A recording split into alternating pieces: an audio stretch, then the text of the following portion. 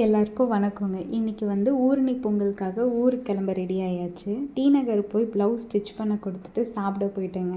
ப்ளவுஸும் ஸ்டிச் பண்ணிட்டாங்க. சாப்பிட்டு முடிச்சுட்டு ப்ளவுஸை போய் வாங்கிட்டேன். ஒரு வழியாக ப்ராட்வேலே பூ நிறைய தேவைப்படும் அப்படின்னு சொல்லிட்டு பூ வாங்கிட்டு தான் போயிருந்தேன். பஸ் ஏறி உட்காந்துட்டு பூ கட்ட ஆரம்பிச்சிட்டேன். பக்கத்தில் இருக்க ஆண்டியும் பூ தான் கட்டிகிட்டு இருந்தாங்க. அதுக்கப்புறம் கட்டி முடிச்சாச்சு. ஊருக்கு போய் ரீச் பண்ணிவிட்டு நைட்டு தூங்கியாச்சு. அடுத்த நாள் காலைல எழுந்திரிச்சோடனே அத்தை வாசல் தெளித்து கோலம்லாம் போட்டாங்க. நான் ஒரு பக்கம் குளித்து ரெடி ஆகிட்டு சாரீ கட்ட ஆரம்பிச்சிட்டேன். சாரியை ப்ளீட் பண்ணி தான் கொண்டு போயிருந்தேன். சாரீ கட்டிட்டு நான் ரெடி ஆகிட்டேங்க. ரெடி ஆகிட்டு அத்தை சொன்ன மாதிரி மாவிளக்கு பண்ண ஆரம்பிச்சிட்டேன். மாவிளக்கு பண்ணி எடுத்து வச்சாச்சு. அதுக்கப்புறம் அத்தை ஏற்கனவே எல்லாமே புதுசாக தான் வாங்கி வச்சுருந்தாங்க. எல்லாத்தையுமே அத்தையே ரெடி பண்ணி வச்சுட்டாங்க. விறகு, பானை வைக்கிறது, கரண்டி, துணி எல்லாமே அத்தையே ரெடி பண்ணி வச்சுருந்தாங்க.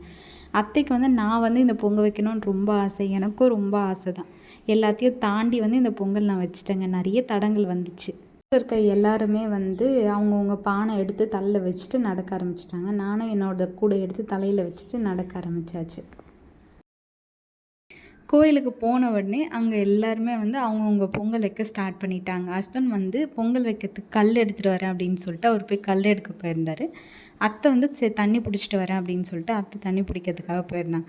அவங்க 2 பேரும் வரத்துக்குள்ளே அந்த இடத்துல லைட்டாக க்ளீன் பண்ணிவிட்டு அதுக்கப்புறம் கல்லெல்லாம் எடுத்துகிட்டு வந்தவொடனே அந்த கல்லில் லைட்டாக தண்ணி தெளிச்சுட்டு குங்கும மஞ்சள் வச்சுட்டு பாத்திரம் வச்சு அடுப்பு ஏற்றிட்டு சாமி கும்பிட்டு ஆரம்பித்தாச்சுங்க.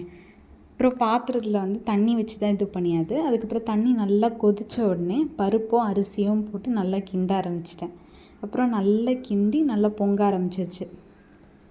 நல்லா பொங்குச்சு. நல்லா கண் எரிச்சல் வரேங்க. அப்புறம் அத்தை மேலே இருக்க நுரெல்லாம் எடுத்து விட்டுருந்தாங்க.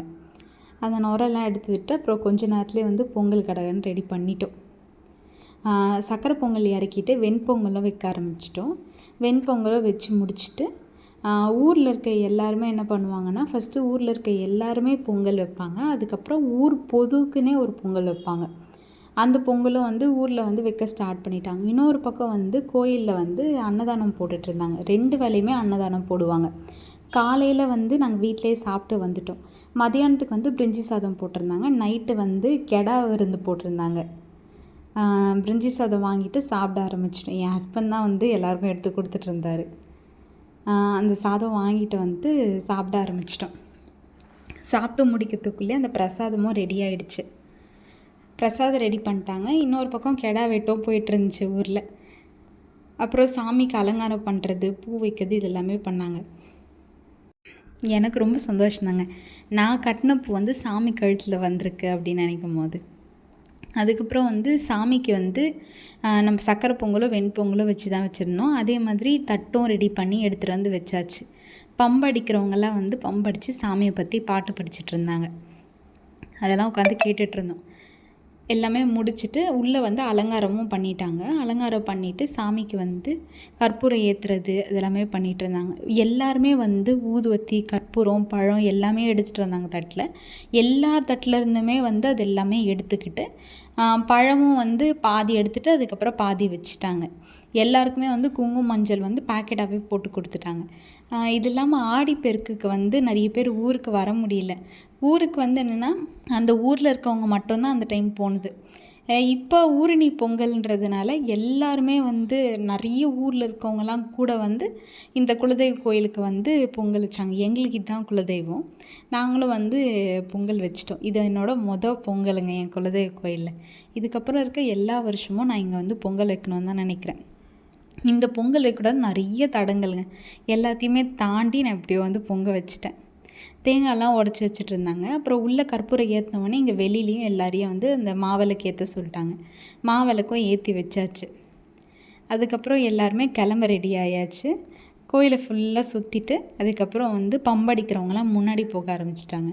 அதுக்கப்புறம் லைனாக ஒவ்வொருத்தங்களாக கிளம்ப ஆரம்பித்தாங்க. அதுக்கப்புறம் சரி நம்மளும் கிளம்பலாம் அப்படின்னு சொல்லிட்டு கூடெல்லாம் எடுத்து வச்சுக்கிட்டு திங்ஸ் எல்லாம் கரெக்டாக இருக்கான்னு பார்த்துட்டு அதுக்கப்புறம் கூடை எடுத்து தலை மேலே வச்சுட்டு நடக்க ஆரம்பிச்சிட்டேங்க. எனக்கு இது ரொம்ப புதுசாக இருந்துச்சுங்க. இதுக்கு முன்னாடி நான் இது மாதிரி ஊருக்கெலாம் போயிட்டு பொங்கல்லாம் வச்சது கிடையாது. எங்கள் ஊரில் பொங்கல் வைப்பாங்க. ஆனால் ஊர் மொத்தமே கூடி போயெலாம் பொங்கல் வச்சது கிடையாது. இது ரொம்ப புதுசாக தான் இருந்துச்சு. இது ஊரணி பொங்கல் அப்படின்னு சொல்லியிருந்தாங்க. சண்டே தான் எங்கள் குலதெய்வ கோயிலில் ஃபங்க்ஷன் நடந்துச்சு. அதனால் நான் கோயிலுக்கு போயிட்டு பொங்கல் வச்சாச்சு. இங்கேருந்து கிளம்பி இங்கே வந்து பெரியாயி கோயிலேருந்து அம்மன் கோயிலுக்கு போயிருந்தோம். அம்மன் கோயிலுக்கு போயிட்டு சாமிலாம் கும்பிட்டு முடிச்சுட்டு அதுக்கப்புறம் அந்த கோயிலே வந்து ஆரத்திலாம் எடுத்து முடிச்சிருந்தாங்க. ஆரத்தி எடுத்து முடிச்சுட்டு அவங்க வீட்டுக்கு போயிருந்தாங்க. நானும் வந்து வீட்டுக்கு போயிட்டேன். அத்தை வந்து சுற்றிலாம் போட்டாங்க. அதுக்கப்புறம் திங்ஸ் எல்லாம் எடுத்து வச்சுட்டு நைட்டு வந்து கெடா விருந்துக்கு ரெடி ஆயாச்சு. கெடா விருந்தும் போய் சாப்பிட்டோம். நல்லாவே இருந்துச்சுங்க ஃபுட்டு. சாப்பிட்டு முடிச்சுட்டு நெக்ஸ்ட் டே ஊருக்கு கிளம்பிட்டோங்க.